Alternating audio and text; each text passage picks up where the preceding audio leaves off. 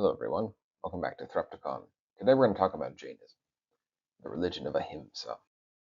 So the 5 vows of Jainism are the following: Ahimsa, which we can translate as non-violence; Satya, which we can call truth; Asteya, non-stealing; Brahmacharya, chastity; and then Aparigraha, non-possession. I hope I pronounced those relatively well. The founder of Jainism, as we know it, is Mahavira, who lived from around 599 to 527, 510 BCE, which makes him more or less a contemporary of Pythagoras, which is an interesting point. He was the last of the Jainas. So in the Jain sort of cosmology, there were these extreme omniscient wise men. So a series of these people who lived, and this is the last of them, the very last of the sort of race of super smart people. And he was the last of these Jainas, right? And he's the only one known by written records, and so they base their whole religion on the things that he said. So basically, one of the main tenets, as we saw, one of the 5 vows of Jainism is this ahimsa, non-violence. So I have a quotation here. It is considered central to the whole of Jaina ethical thought, and Jaina authors have occasionally argued that it lies also at the base of the distinctive Jaina ontology and its corresponding system of logic. Ahimsa paramo dharma. Nonviolence is the highest religion. So it's at the base of everything. It's at the base of the philosophy and the worldview for Jainism. In fact, the Jain clergy, so the monks and the nuns, famously, they carry a little broom, right? And I've circled it here. They carry this little broom. Um, so as wherever they sit, they sweep beforehand in order to not sit and crush little bugs and animals, right? Such is the extent of their belief in nonviolence. And so you notice these nuns are itinerant, right? They're walking around, they're peripatetic. They have a walking stick, they have a little broom, and they kind of are carrying everything, right, on their back. It's kind of nice how they have these sort of old cloths, and they can just tie it around and have this travel garment. And they're also shoeless, right? They're also barefoot. Um, so I have another quotation here talking about Jaina history. In the past, Jaina kings have been known to ban animal slaughter on Jaina festive days. Just as still today, Jainas continuously campaign for the spread of vegetarianism, which is considered a dietary first requisite towards an improvement in the quality of life, including spiritual upliftment.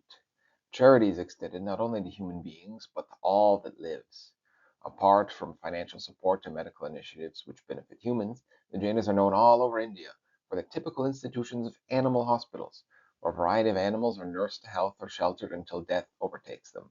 In recent years, numerous Jainas have migrated overseas, mainly to Anglo-Saxon countries, and also in their new social environment, many of them have begun associations or have joined already existing ones for the advancement of vegetarianism and for the protection of animal rights. Okay, so once again, the idea of this animal hospital, kind of animal sanctuary, where they would care for animals um, until they died, right? So showing once again this great compassion for all life.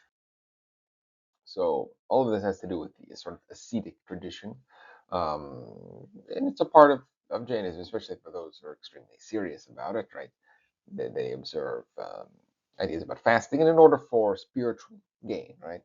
Fasting, eating less, eating than one's hunger, reducing desire, renouncing certain foods, stimulating foods, um, sort of gymnastic exercises, right? Strengthening the body, and then meditation, sitting in solitude, right? So it's just part of this ascetic idea, giving up certain foods, right?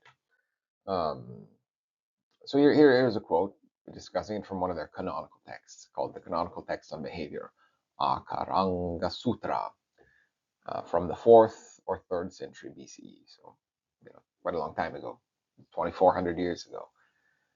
For the sake of survival, for the sake of praise, honor, reverence, for the sake of birth, death, liberation, for the sake of prevention of miseries, some monk either indulges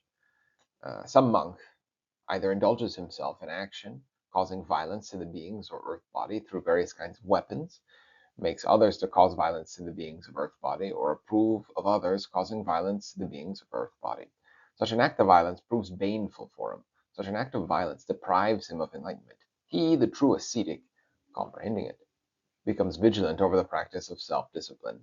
Hearing from the venerable Mahavira himself, or from the monks, one comes to know it, i.e., causing violence to the being's birth body, in fact, is the knot of bondage. It, in fact, is a delusion. It, in fact, is the death. It, in fact, is the hell.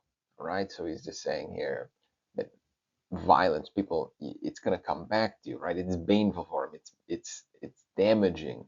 Someone who does violence, they damage themselves in some way. It deprives that person of enlightenment. He or she, if they understand it, um, they're going to avoid it, right?